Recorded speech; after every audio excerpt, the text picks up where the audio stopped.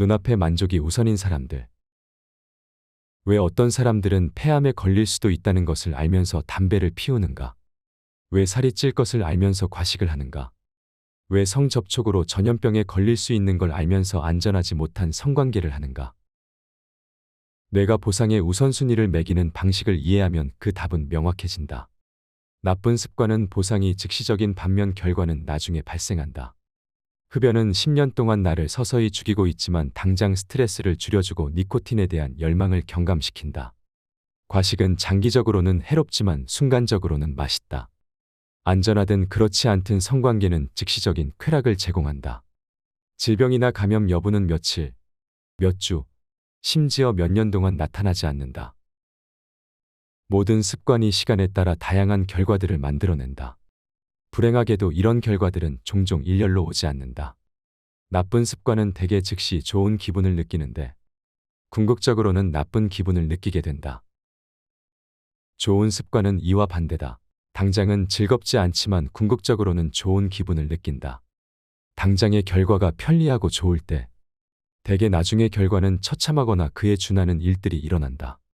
종종 어떤 습관의 첫 과실이 달콤할수록 나중의 과일은 쓰기 마련이다. 다른 식으로 말하면 좋은 습관의 비용은 현재에 치르며 나쁜 습관의 비용은 미래에 치른다. 내가 현재를 우선순위에 두는 경향이 있기 때문에 좋은 의도만으로는 충분하지 않다. 살을 빼야지, 책을 써야지, 언어를 배워야지 같은 계획을 세울 때 실상 우리는 미래의 자신을 위한 계획을 세우고 있는 것이다. 또 어떤 삶을 살고 싶은지 상상하면 장기적 이득을 주는 행동에서 가치를 찾게 된다. 하지만 결정의 순간이 왔을 때 대개는 즉시적 만족감을 주는 것에 압도된다. 더 건강하거나 부유하거나 행복한 미래의 나를 위한 선택을 하지 않는다. 배부르고 맘대로 하고 노는 것을 원하는 현재의 나를 위한 선택을 한다. 행동에서 얻을 수 있는 즐거움이 즉시적일수록 장기적인 목적을 따를지 말지 더욱 의심하게 된다. 뇌는 당장의 위협처럼 보이는 것들을 과대평가하지만 실제로 그런 일이 일어날 가능성은 거의 없다. 내가 탄 비행기가 난기류에 충돌하는 일, 집에 혼자 있을 때 도둑이 침입하는 일, 내가 탄 버스를 테러리스트가 날려버리는 일 같은 것 말이다. 반면 뇌는 실제로 일어날 가능성이 높은 미래의 위협이 현재 조금씩 나타나고 있는 것은 과소평가한다. 건강하지 못한 음식을 먹음으로써 지방이 지속적으로 축적된다거나 계속 책상에 앉아 있음으로써 근육이 점차적으로 줄어드는 것. 정리정돈을 하지 않았을 때 서서히 잡동사니가 쌓여가는 것 같은 일 말이다. 우리가 즉시적 만족감을 선호한다는 사실은 성공에 관한 중요한 진실을 보여준다. 대부분의 사람들은 하루 종일 빠른 만족감을 안겨주는 것들을 좇으면서 시간을 보낸다. 사람들이 덜 지나간 길은 만족감이 지연되는 곳이다. 그럼에도 기꺼이 보상을 기다린다면 덜 경쟁하고 종종 더 큰 보상을 얻기도 한다. 최근 연구들 역시 이를 증명한다. 지연된 만족감을 선택하는 사람들은 SAT에서 고득점을 얻고 마약 접근 수준이 낮으며 비만 가능성이 낮고 스트레스를 더 잘 다루고 사교적 기술이 뛰어나다. 주변에서 이런 모습들을 우리는 익히 봐왔다. 텔레비전을 보는 걸 미루고 숙제를 마친다면 대개 더 많은 것을 습득하고 성적이 오른다. 가게에서 디저트와 과자를 사지 않으면 집에 왔을 때 더 건강한 음식을 먹게 된다. 거의 모든 분야에서 성공은 지연된 보상을 선호하고 즉시적인 보상을 무시할 것을 요한다. 여기에 문제가 있다. 사람들은 지연된 보상을 택해야 한다는 것을 알고 있다. 우리는 좋은 습관에서 오는 이득을 바란다. 건강해지고 생산적이고 평화롭게 지내길 원한다. 하지만 이런 선택들은 결정적 순간이 오면 마음에서 가장 윗자리를 차지하는 법이 거의 없다. 우리는 본능의 씨앗들의 반기를 들지 못하며 그것들과 함께 나아가야 한다.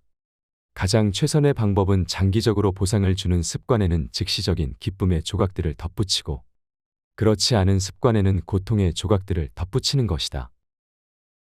아주 작은 보상의 힘. 습관을 계속 유지하기 위해서는 성공했다는 느낌을 필수적으로 받아야 한다. 비록 아주 사소한 방식일지라도 말이다. 성공했다고 느끼는 것은 습관이 성과를 냈고 그 일이 노력할 만한 가치가 있다는 신호이기 때문이다. 사실 좋은 습관이 주는 보상은 습관 그 자체다. 하지만 현실 세계에서 좋은 습관은 뭔가 얻는 게 있어야만 가치가 있다고 여겨진다. 처음에 그것은 만족감 그 자체다. 체육관에 몇 번 간다고 해서 더 튼튼해지거나 건강해지거나 더 빨리 달릴 수 있게 되진 않는다. 최소 현저히 느낄 만한 수준은 아니다.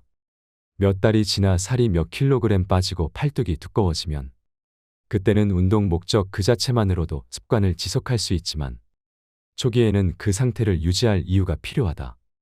즉시적인 보상이 근본적이라는 건 이런 이유에서다. 지연된 보상은 보이지 않는 곳에서 축적되는 반면 즉시적인 보상은 흥분을 유지시킨다. 우리는 모든 일이 즉시적인 보상이 있으면서도 결과가 만족스럽길 바란다. 어떤 일을 진행할 때 가장 사람들의 기억에 남는 것은 결국 결과이기 때문이다. 강화는 이를 위한 최선의 접근법이다. 이는 습관과 즉시적인 보상을 한데 묶어 만족감과 결과라는 두 마리 토끼를 모두 잡게 한다. 즉시적인 강화는 우리가 그만두고 싶은 행동들, 즉 습관 회피와 관련될 때 특히 유용할 수 있다. 이번 달 술 마시지 않기, 충동 구매하지 않기 같은 습관을 유지하기가 힘든 이유는 술 한 잔을 마시면서 즐거운 시간을 보내는 걸 건너뛰거나 신발 한 켤레를 사지 않아도 아무 일도 일어나지 않기 때문이다. 성공적으로 자신의 결심을 지켰더라도 첫 술의 만족감을 느끼기는 어렵다. 유혹에 저항하는 것이 우리에게 더 큰 만족감을 주지 못하기 때문이다. 어떻게 매일 반복할 것인가? 습관은 두 번째 실수에서 무너진다. 인생은 필연적으로 어느 시점에서 습관을 유지하는 것을 방해한다. 완벽하기란 불가능하다. 오래지 않아 긴급 상황이 튀어나온다. 몸이 아플 수도, 출장을 가야 할 수도, 가족이 내 시간을 잡아먹을 수도 있다. 이런 일들이 일어나면 나는 간단한 법칙 하나를 마음속에 떠올린다. 절대로 두 번은 거르지 않는다는 법칙이다. 하루를 걸으면 가능한 한 빨리 되돌아가려고 애쓴다. 운동을 한 번 걸을 수는 있어도 연속으로 두 번 거르지는 않는다. 피자 한 판을 다 먹을 순 있지만 그 다음에는 건강한 음식을 먹으려고 한다. 나는 완벽할 순 없지만 두 번째 실수는 피할 수 있다. 하나의 습관을 끝내고 나면 곧바로 다음 습관을 시작한다. 처음의 실수가 절대 나를 망치지는 않는다. 하지만 뒤이어 또 실수할 수 있다. 한 번 거르는 것은 사고다. 두 번 거르는 것은 새로운 습관의 시작이다. 이는 승자와 패자를 구별짓는 특징이기도 하다.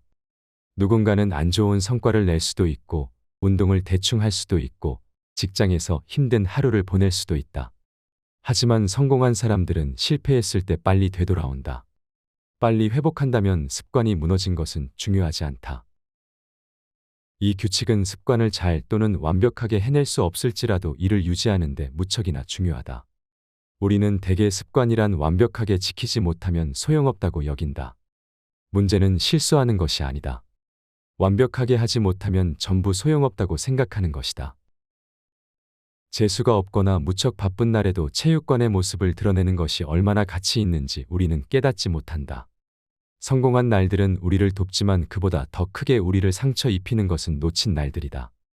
예를 들어 100달러를 투자했는데 50%를 얻는다면 150달러를 갖게 된다. 하지만 33%를 잃으면 다시 100달러로 돌아간다.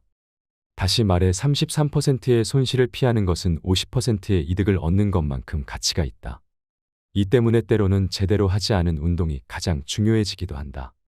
꾸물거린 날들, 제대로 하지 않은 운동들은 계속해서 이전에 잘한 날들, 좋은 날들에 일어났던 일들과 혼합된다. 단지 뭔가를 하는 것, 스쿼트 10개, 스프린트 5개, 푸시업 1개처럼 실제로 한번 한 일들이 대단한 것이다. 0으로 만들지 마라. 손실이 그동안의 성과를 먹어치우게 두지 마라. 이는 운동을 하는 동안 무엇이 일어나는지에 관한 말이 아니다. 운동을 거르는 유형의 사람들에 관한 것이다. 기분이 좋을 때 훈련이 더 쉬워지기는 하지만 그렇지 않을 때도 모습을 드러내는 게 중요하다. 원하는 것보다 운동을 훨씬 덜 하게 된다 해도 말이다. 체육관에 가서 5분 있는 게 계획의 성과를 높여주진 않는다. 하지만 나의 정체성을 다시 확인할 수 있다. 전부가 아니면 소용없다는 생각은 습관에서 쉽게 탈선하는 위험 요소다. 그리고 또 다른 위험이 있다. 특히 습관 추적을 하고 있다면 말이다. 바로 측정 대상을 잘못 선택하는 일이다. 당신이 레스토랑을 운영한다면 요리사가 일을 잘 해내고 있는지 알고 싶을 것이다. 성공적인 측정 방법 하나는 매일 몇 명의 고객들이 음식값을 지불하는지를 추적하는 방법이다. 고객들이 더 많아진다면 음식이 훌륭한 것이다. 고객들이 줄어든다면 뭔가가 잘못되고 있다는 의미다. 하지만 이 한 가지 측정법, 즉 일일 수익은 실제로 일어나고 있는 일의 일부만 보여줄 뿐이다. 누군가 음식에 대한 비용을 지불했다는 게 그 음식을 즐겼다는 걸 의미하지는 않기 때문이다. 불만족스러웠다고 해도 손님들이 무전 취식을 하지는 않는다. 사실 수익만을 측정한다면 음식의 질이 점점 떨어지고 있다 해도 홍보나 할인 같은 다른 방법으로 채우고 있을 수도 있다. 따라서 그보다는 얼마나 많은 고객들이 음식 접시를 다 비웠는지, 손님들이 팁을 두고 가는 비율이 얼마나 되는지 같은 것을 추적하는 게 더 효율적일 수 있다. 특정한 행동을 추적하는 것의 문제는 우리가 본래의 목적이 아니라 숫자에 휘둘리게 된다는 점이다. 성공을 분기별 수입으로 측정한다면 판매, 수익, 신용거래 같은 수치를 활용할 것이다. 속성 다이어트, 해독 주스, 지방 감소 약물 등을 이용할 때 몸무게가 줄어드는 것으로 성공을 측정한다면 낮은 숫자를 추구하게 된다. 인간의 마음은 하고 있는 게임이 무엇이든지 이기고 싶어 하기 때문이다. 이런 위험은 우리 삶에서 자주 나타난다. 우리는 의미 있는 일을 해낸 것보다 얼마나 오랜 시간 일했는지에 초점을 맞춘다. 얼마나 건강해졌느냐보다는 첨보 걸었느냐를 더 신경 쓴다.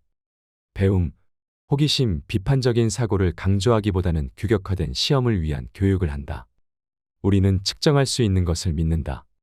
문제는 잘못된 측정 도구를 선택했을 때 잘못된 행동을 하게 된다는 점이다. 구타트의 법칙이 이를 설명한다. 측정이 목표가 되면 잘 측정하지 못하게 된다. 측정은 안내자로서 큰 그림의 맥락을 부여할 때만 유용하다. 여기에 사로잡혀서는 안 된다. 숫자 하나하나는 전체 시스템 속에서 피드백을 받은 낱낱의 조각들일 뿐이다. 데이터가 주도하는 세상에서 우리는 숫자를 과대평가하는 한편, 수명이 짧고 소프트웨어적이고 수량화하기 어려운 것들의 가치를 폄하한다. 세상에는 측정 가능한 요소들만이 존재한다고 생각한다. 하지만 뭔가 측정할 수 있다고 해서 그것이 중요하다는 의미는 아니다. 정리하면 습관 추적은 적절한 방식으로 이루어져야 한다. 습관을 기록하고 자신의 발전 상태를 추적하는 것이 만족스러울 수 있지만 측정만 중요한 것은 아니다. 발전 상태를 측정하는 많은 방법이 있고, 때로는 그것이 완전히 다른 뭔가로 우리의 시선을 돌릴 수도 있다. 체중을 재지 않는 다이어트법이 체중 감소에 효율적일 수 있는 이유가 여기에 있다. 저울 눈금이 바뀌지 않는데 숫자에만 집중한다면 다이어트의 동기가 무뎌질 것이다. 하지만 우리는 숫자 외에도 피부가 좀 더 좋아 보인다든지, 일찍 일어난다든지 등을 느낄 수도 있다. 이 모든 것이 자신의 발전상을 측정하는 유효한 방식들이다. 체중계 숫자가 동기를 자극하지 못한다면 다른 측정 수단을 살펴볼 때다. 발전의 신호를 더욱 잘 보내주는 것으로 찾아야 한다. 자신의 발전을 어떻게 측정하느냐는 중요하지 않다. 습관 추적은 우리의 습관을 더욱 만족스럽게 만들어주는 간단한 방법이다. 각각의 측정들은 우리가 올바른 방향으로 움직이고 있다는 걸 알려주는 자잘한 증거 조각들로 어떤 일을 잘 완수해냈다는 즉시적 만족감을 안겨준다. 유전자 바꿀 수 없다면 이용하라. 유전자가 이토록 많은 부분을 결정짓는다면 혹시 노력은 소용없는 것이 아닐까? 그렇지 않다. 오히려 유전자는 노력을 명확하게 만들어준다. 유전자는 우리가 무엇에 애를 써야 하는지 알려준다. 자신의 강점을 깨달으면 어디에 시간과 에너지를 써야 할지 알게 된다. 어떤 기회를 찾아야 하는지, 어떤 종류의 도전을 피해야 하는지 알게 된다. 자신의 본성을 더 잘 이해할수록 전략도 더 나아질 수 있다. 생물학적 차이는 중요하다. 하지만 그렇다 해도 자신을 다른 사람들과 비교하는 것보다는 자기 고유의 잠재력을 실현하는 데 집중하는 것이 훨씬 생산적이다. 어떤 특정한 능력에서 자신의 가능성을 발휘할 수 없는 태생적 한계가 있다는 것은 사실이다. 어떤 사람은 자신의 한계에 사로잡힌 나머지 노력을 거의 하지 않기도 한다. 그러나 노력하지 않는데 유전자가 성공을 가져다 줄 순 없다. 체육관에 있는 근육질 트레이너가 유전자는 더 우수할 가능성이 있다. 하지만 당신이 그와 똑같은 횟수로 운동하지 않는다면 당신이 유전자의 축복을 더 많이 받고 있거나 덜 받고 있다고 말할 수 없다. 당신이 대단하다고 여기는 사람들만큼 열심히 일해보기 전까지는 그들의 성공이 행운 덕분이라고 말하지 마라. 장기적으로 만족스러운 습관을 들이고 싶다면 자신의 성격과 재능에 일치하는 습관을 선택하는 것이 최선의 방법이다.